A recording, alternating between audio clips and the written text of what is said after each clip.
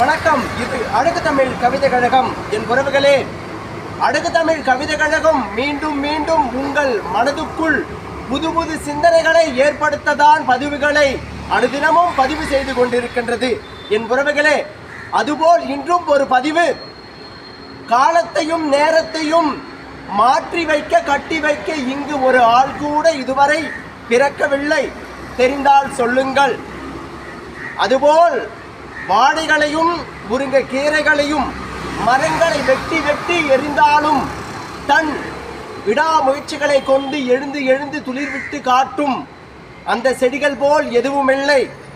அது ஆணிவேரில் சூடுகள் கண்டால் ஒழிய பக்க கிளை வைத்து அழகூற தன் பசுமையை விடாமுயற்சியை காட்டுவதை போல் என் உறவுகளே, உங்கள் வாழ்நிலைகளில் எடுத்த காரியத்தின் மீது இலக்குகள் எப்பொழுதும் பிசராமல் இருத்தல் வேண்டும்.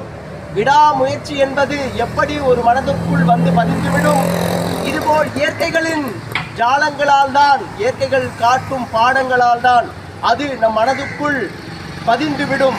அதைதான் நாம் உதாரணங்களாக எடுத்து நம் இலக்கை நோக்கி பயணத்தை விடாமல் தொடர்ந்து தொடர்ந்து தொடர்ந்து அந்த பயணத்தை மேற்கொண்டு அந்த இலக்குகளில் முடிவுகளை கண்டு நம் மனமகிழும் வாழ்க்கையை நாம் ஏற்படுத்தி கொண்டு அழகூற இந்த மண்பரப்பின் மீது பிறந்த மனித பிறவியை என்றும் மிக பெருமையானதாக நாம் தான் நம்மை மாற்றிக்கொள்ள வேண்டும். என் உறவுகளே, எண்ணற்ற சூழ்நிலைகளில் வீணற்ற குழப்பங்கள் உங்கள் மனதுக்குள் ஆட்கொள்ள நினைக்கலாம்.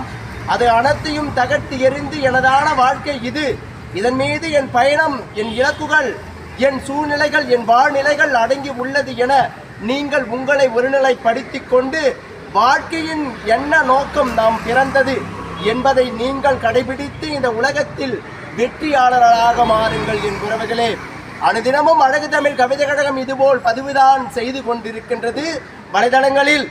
இதை கண்டு யாவரும் ரசித்த வண்ணம் தொடர்ந்து கொண்டிருக்கலாம். இதை கடைபிடிக்கும் வண்ணம் ஒருவரேனும் இருந்துவிட்டால் பெரும் மகிழ்ச்சிகளை கொள்ளும் அழகு தமிழ் கவிதை கழகம். என் உறவுகளே, எண்ணற்ற சூழ்நிலைகளிலும் நீங்கள் உங்களுக்குள் இருக்கும் பக்குவத்தை இருந்து விலகிவிடாதீர்கள். எப்பொழுதும் உங்கள் வாழ்க்கை உங்கள் கையில், உங்கள் இலக்குகள் உங்கள் கையில் என எண்ணி விடாமுயற்சிகள், அந்த வாழைகள் அந்த முருங்கை மரங்கள் போல் விடாமல் உங்கள் இலக்குகளில் மீண்டும் மீண்டும் எழுந்து அழகூற உங்கள் இலக்குகளில் வெற்றியடைய நீங்கள் தான் முற்பட வேண்டும். என் உறவுகளே, வாழ்க்கை என்பது வரம் என நீங்கள் எண்ணினால் இது வரம். அழகானாக இதை கையாளுங்கள் என் உறவுகளே. வாழ்க்கை மிக அழகானது, அழகானது. அழகூற கையாளுங்கள் என் உறவுகளே.